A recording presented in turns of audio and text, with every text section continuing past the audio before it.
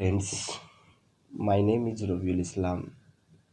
Today we are going to discuss a poem entitled The Poetry of Art, written by John Keats. এই কবিতার গভীরে প্রবেশ করার আগে চলো আমরা জেনে নিই কবি পরিচিতি সম্পর্কে। John Keats, in the history of English literature, needs no introduction.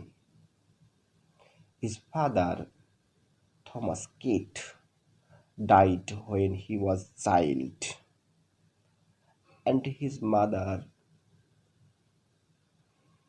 Frances Jennings, died of tuberculosis. The poet's personal life was full of misery.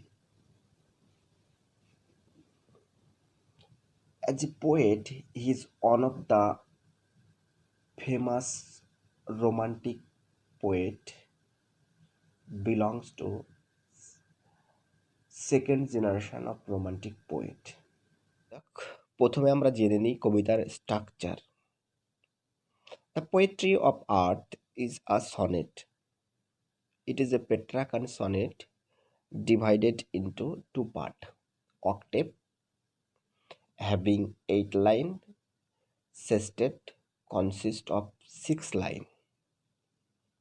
This poem, written in iambic pentameter, in this sonnet, the poet John Keats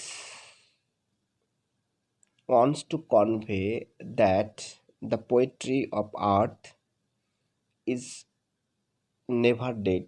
It's a immortal, constantly played in nature.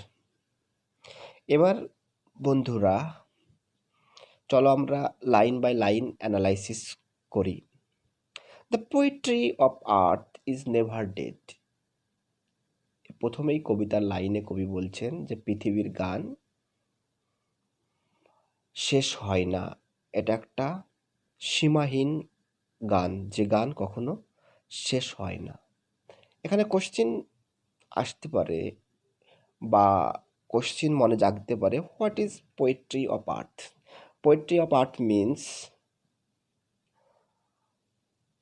the song of bird, the song of insect, and any other sound produced by nature. তারপর কবি বলছে when all the bird are faint with hot sun, যখন সমস্ত পাখিরা ক্লান্ত হয়ে পড়ে, মূর্ছে যায় সূর্যের গরম দাবদাহে। তারপর কি করে? তারপর হাইড ইন কুলিং ট্রি, তারা লুকিয়ে পড়ে গাছে। ঠিক সেই মুহূর্তে কবি বলছে আ ভয়েস উইল রান, একটা আওয়াজ ভেসে আসে। কোথাওতে? ফ্রম হেজ টু হেজ, ঝোপ থেকে ঝোপে কি ভেসে আসে? একটা আওয়াজ। কোথাকার ঝোপে? অ্যাবাউট দ্য নিউ মর্ন মিড, সদ্য কাটা ফসলের জমি হতে। তখন কি হয়? সেই ভয়েসটা কি? কবি তার পরের লাইনে বলছে দ্যাট ইজ দ্য গ্যাসহোপার। সেই ভয়েসটা কার? গ্যাসহোপারের, মানে ঘাস ফড়িংয়ের ভয়েস, আওয়াজ। He takes the lead in summer luxury, সেই এগিয়ে আসে। লিড মিন্স এগিয়ে আসে, নেতৃত্ব দেয় এই সময়।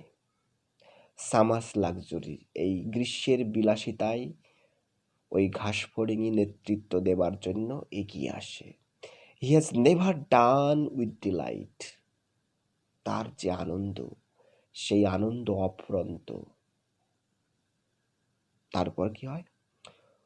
For when tired out with fun,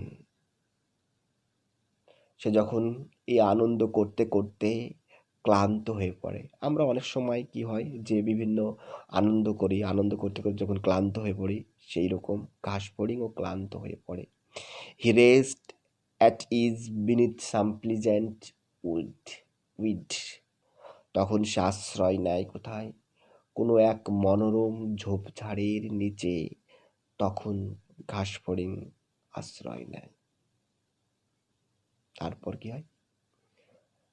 the winter আসে, শীতকাল আসে। তখন কি হয়? তখনও পৃথিবীর গান শেষ হয় না। তাই কবি বলছে, the poetry of earth is ceasing never. সেই শীতকালেও পৃথিবীর গান কখনো শেষ হয় না। On a long winter evening, কোনো এক একাকী শীতের সন্ধ্যায় যখন কি হয়? When the frost has wrought a silence, যখন কুয়াশা সৃষ্টি করে নিস্তব্ধতা। From the stove there shrills, আগুনের কুণ্ডলি থেকে ভেসে আসে দ্য ক্রিকেট সং, ক্রিকেট পাখির গান। ইন ওয়ার্মথ ইনক্রিজিং এভার, আর সেই গান আমাদের মধ্যে সৃষ্টি করে উষ্ণতা। And seems to one in drowsiness half lost, একজন অর্ধ মাতাল ব্যক্তির কাছে মনে হয় এই গানটা গ্যাসোফার ইজ অ্যামাং সাম গ্রেইজ হিল, তার কাছে মনে হয় এই গানটা গ্যাসোফারের গান, সে কোনো এক পাহাড়ের বুক থেকে গেয়েই চলছে। আসলে এই গানটা হচ্ছে ক্রিকেট পাখির বা ঝিঝি পোকার গান। Thank you.